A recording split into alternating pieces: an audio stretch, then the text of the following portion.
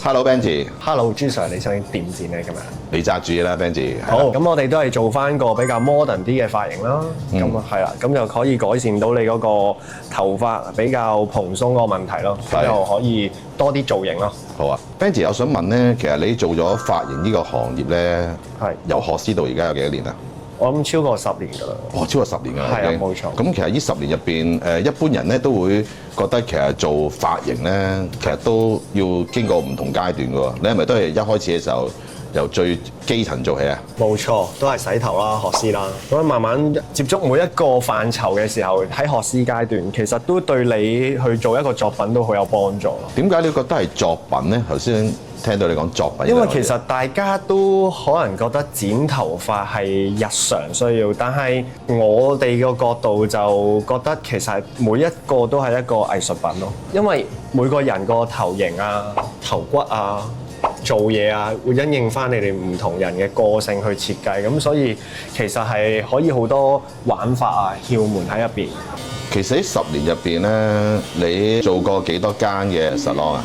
我做過2-3間咯，2-3間。咁 barber shop 都仲有一間。係啦，咁就喺唔同嘅範疇裏面咧，吸取唔同嘅經驗咯。咁就可以令到你更加可以容易啲做到一啲唔同嘅效果啊，唔同嘅 styling 啊。因為每一個 style 入邊都有佢嘅靈魂喺入邊，咁所以變咗你要學識每一樣嘅靈魂，咁你先可以發揮到佢係極致。因為其實咧，作為一個即係髮型師咧，其實有唔同嘅技巧，我自己覺得係一個就係剪啦，一個就係吹啦，或者一個就係點樣去做漂染啊、電啊咁樣。係，其實呢幾方面，你覺得邊樣先係最重要咧？咁視乎你想決定你想要咩 style 咯。咁對於我嚟講，其實樣樣都好重要，缺少一樣都唔可以。係，因為如果你想全面性嘅話，你真係要每一個範疇你都要控制得到嘅話咧，咁我覺得每一樣都好重要。咁頭先講嗰幾個範疇啦，如果作為一個啱啱開始嘅，最基本應該係從邊一個方面着手咧？從溝通，你要溝通先能夠了解到佢需要啲乜嘢而去幫佢設計咯。係啦，就唔係話一味就話啊你覺得靚就可以咯。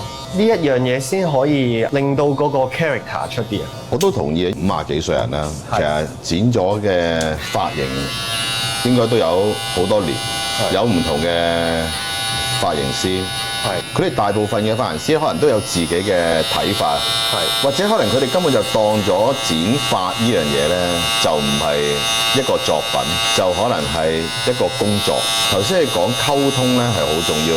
時下而家好多新一代嘅年輕人咧，其實都開始明白到溝通嘅重要。咁邊個教你溝通嘅技巧㗎？都係自己去領悟嘅，因為呢個係個人性格。你可以好藝術家嘅，你可以即係如果個客人可以嘅話，你都可以唔溝通嘅。但係我自己覺得呢一個會令到你同個客人更加升華嘅必要嘅因素。呢一度喺中環。要企得住都唔係咁容易，咁你有咩生存之道咧？喺個中環威靈頓街做好啲嘢咯。你做好啲嘅話，咁其實人哋睇得到、感受到嘅。咁其實就已經好足夠。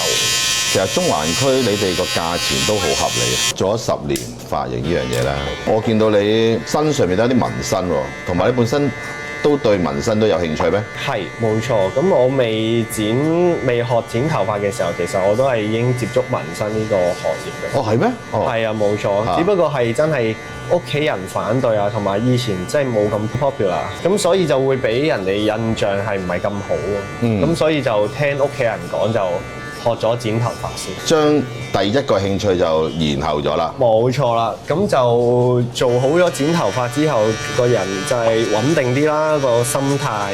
因為你始終紋喺人身上，你係一世噶嘛，即係你唔可以咁草草了事咯。其實學紋身同學剪頭髮一樣，其實你真係要擺個心去做呢件事，就會做得好。途中好多嘢都可以令到你個人成長啲，所以我覺得手藝係好好玩。因為其實我哋個節目嘅名叫斜槓一族啊，學咗剪頭髮之後再去做紋身，你覺得咁樣嘅次序對於你嚟講係好嘅係咪啊？好，我覺得係好。原因係咩咧？可唔可以再講深入少少？你穩定啲個人啦，即係你去對每一件事嘅態度啦。因為始終你每學手藝，你都係要時間去練習，你唔會一步登天，你唔會即刻就做到呢件事嘅。紋身都係。係。咁所以變咗途中你要學習點樣解決問題啦，點樣去拆解每一個疑難啦。咁你好多嘢要同自己傾偈咯。咁樣去你先可以做到一個程度，或者去表現到你個作品係點樣呈現出嚟。